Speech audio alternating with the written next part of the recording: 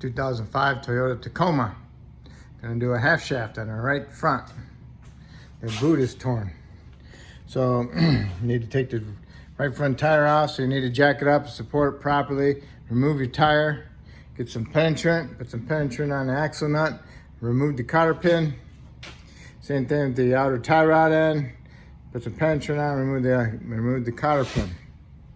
Then you want to remove this nut, and this is a 35 millimeter axle nut, and then the tie rod end is a 19. Then you also need to remove this bolt here for your brake line because it's solid to a flex. So you want to take this off so you can take the caliper assembly off. So take off your nut, axle nut, take off your tie rod and break the taper with the hammer by hitting the knuckle to break the taper loose. Next, you want to undo your ABS line from the knuckle. However it's fastened. Fastened up here with a stud on a nut. It's got aftermarket suspension on it. Things are different. Also remove this part of it from the knuckle and a push-in clip. Remove your brake caliper assembly. Two 17 millimeter bolts, remove them. Get your caliper off, slide it off to the side. Get a bungee cord and hang it. So the whole thing is out of the way, all right? Now that you got your tie rod in off, you can move that knuckle in and out so you can actually get to some of the bolts like these knuckle bolts, or not knuckle bolts, the tie rod. Caliper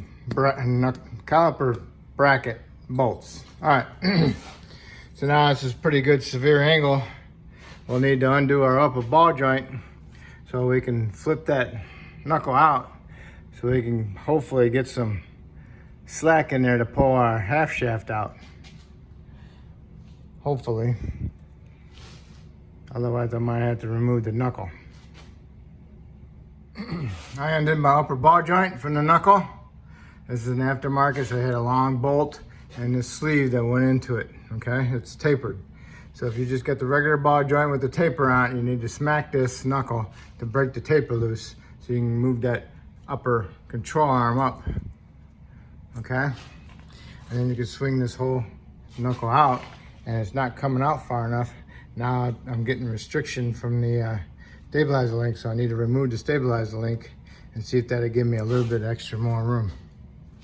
Stabilizer link is a 17, and you have to use a pair of vice grips if it hasn't been replaced. Okay, I had enough room. I also got enough slack in my ABS harness, and there we are. And check this bearing out, see if it feels good. Okay, that one feels good. All right, so now I need to get our half shaft out of our front differential. Okay, here's the half shaft, here's the differential. It's got a little bit of a lip on it, so you can put your pry bar on there, hit it with a hammer. Also, there's a little notch. No, there ain't no notch in there. Some have a notch right there, and you can get into that also. So what you want to do is you want to turn this just a little bit, so it's more towards the bottom. Put your pry bar on there right there, point a little angle on it, and smack it real good with your hammer. And this is the pry bar I'm talking about. Got the angle on it. It'll bite right in there really good. Okay, and you hit the end of it with your hammer, mini sledge. Okay. And be careful that you don't screw up the seal inside there. So you don't want to come out like that. You want to be able to get it loose and you pull it out. Okay, it's out a little bit. Now I'm starting to leak my fluid out. And I just changed my fluid, so I'll have to top it off. Double check the level on it. So just grab a hold of the shaft and tap this side with your hammer and hold on to it and get the rest of the way out. And there she bees. Now make sure you match your old half shaft up to your new one. On the Lincoln MKZ, gonna do the cabin filter. You need to pull this piece out off to the side a little bit. It's got those little clips in there. Pull them out. You don't have to take the whole thing off. And then the glove box, it has 2 screws that come in through the top. I don't know what size those screws are because they were gone. They're actually right here inside the glove box, one there, and then one over here. All right, so once you got those 2 out, then you just grab a hold of the side of the glove box and you give it a good pull, because it's held in by a clip down the bottom and a clip on the top, and the same thing on the other side, and the whole thing comes out. Nothing to do underneath the bottom. When you get it pulled out, then you want to unplug that connector. See it? And then you get yourself a long Phillips screwdriver. And you want to remove that screw and that screw. And you can take this piece down and pull your filter out. Once you get the 2 screws out, you need to pry on the side right here. Push that over like that, and it clips in a little notch right there. Same thing on the other side. Gotta pry it out, and you can bend this thing down. Then you can pull your filter out, if it allows you to pull it out, because this one's full of dirt. There.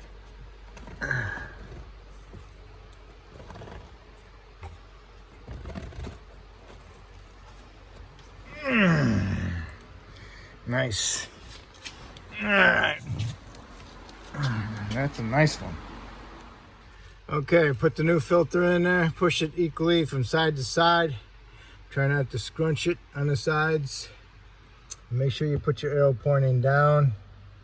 And once you get it all the way in there flush, then you can bring up your little door and make sure that they snap into the corners. Okay. Get your harness out of the way in the middle. Make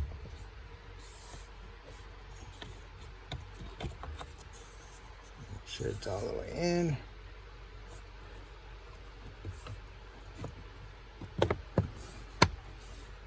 Okay. Might have to push the door down a little bit to allow for those hinges to move so it clips into the bottom also. Make a little notch. Okay, now I can put your screws in.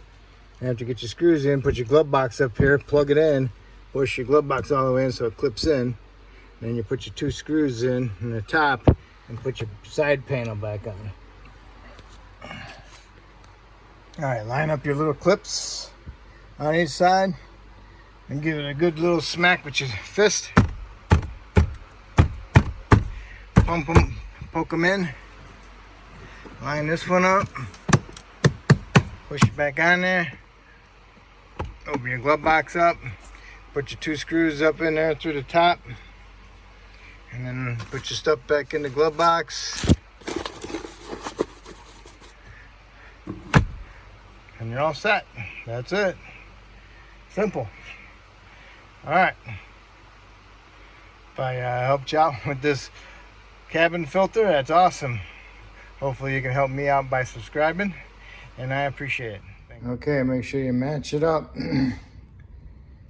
All right, looks pretty good. So put a little Seal Glide on your half shaft input. A little bit of fine film over everything. And then put it on your seal. If you're gonna replace the seal because it's leaking, now's the time to do it. Make sure you find like a bearing race or something to match the seal so you could use that to help pound it in, or a pipe, all section of pipe, okay?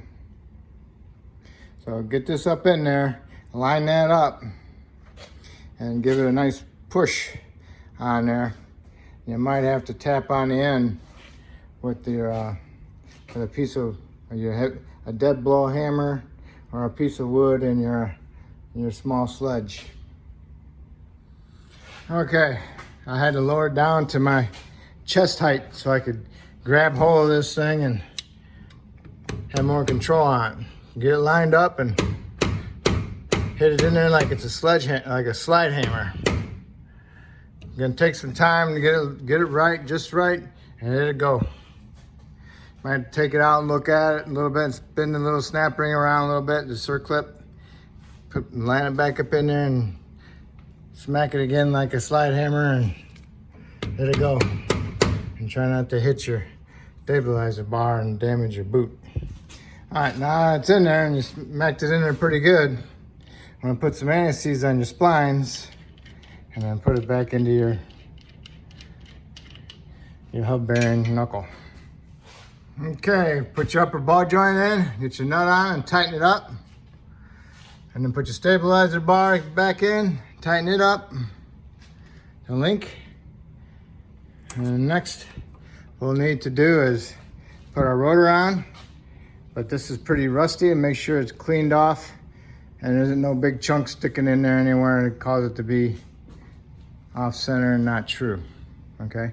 And just put your nut on there just so you don't lose it, and we'll torque that in a little bit.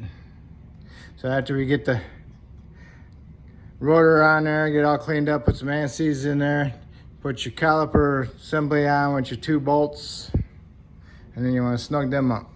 All right, you got the rotor on. Make sure you cleaned up on the inside of the rotor and put some anti-seize on the hub. Then you want to put your caliper assembly on, and you got your 2 bolts and snug them up, and you want to torque those to 65 foot-pounds.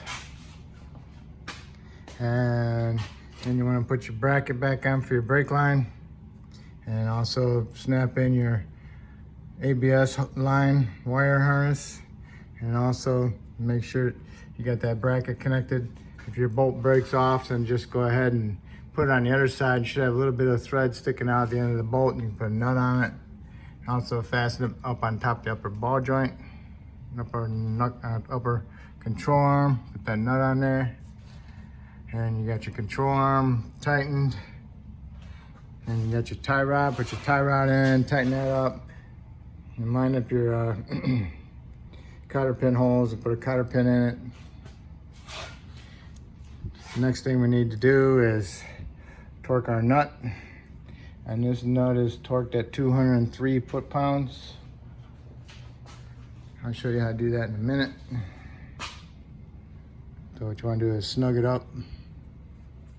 What you want to do is stick a screwdriver inside the fins of the center of the rotor, wedge it inside the caliper, and use the caliper to hold it while you torque it, okay? Okay, next you need to do is put your castle on top of here and your cotter pin. If you got a castle nut, do the same thing. Put your cotter pin in there and trim it. And that's it. And that's how you do your half shaft. Make sure you double check your fluid.